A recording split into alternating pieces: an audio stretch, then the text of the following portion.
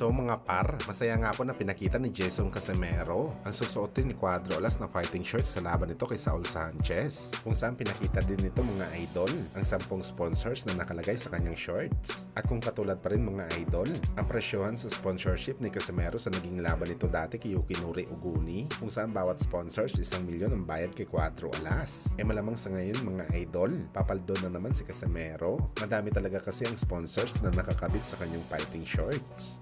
Abo, my guys. My guys, oh. Abo.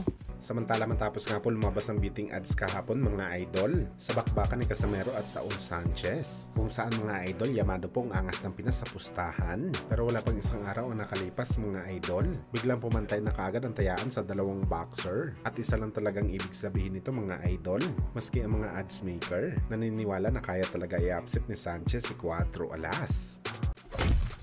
Samantala bukod po sa bakbakan ng General Casimero at Saul Sanchez, mapapalaban din sa parehong araw si Arthur Beterbiev at Dimitri Bivol para sa kanilang undisputed fight sa light heavyweight division, kung saan napag-alaman po natin mga idol na ang bakbakan pala ni Beterbiev at Bivol ay walang rematch clause na nakalagay sa kontrata. Kumbaga mga idol ang mananalo sa laban ay wala ng obligasyon sa matatalo. Nagulat talaga tayo mga idol sa kondisyon ng laban na to. Kadalasan kasi mga idol sa ganito kalaking laban at ang lahat ng mga titulo ay nakataya, kagaya sa naging laban ni Crawford at Errol Spence, merong rematch clause talaga sa kontrata mga idol. Ang laban lang talaga ni Beterbiev at Bivol ang legit na winner takes all.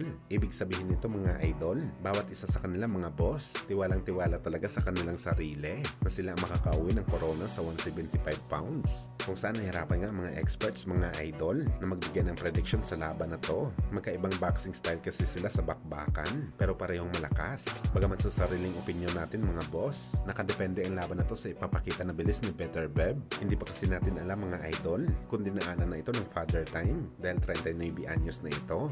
Kapag nagpakita kasi ng kabagalan si Beterbiev mga boss sa laban, malamang mahihirapan siya na talunin si Bivol. Bukod kasi na magaling ang Russian fighter sa distance fighting, mabilis din ang parehong kamay at footwork nito mga boss. At sa mga hindi po nakakaalam mga idol, si Beterbiev po may pinakamaliit na braso sa history ng light heavyweight. Magaling lang talaga ito mga idol sa reaching, kaya natatamaan ito ang kanyang kalaban.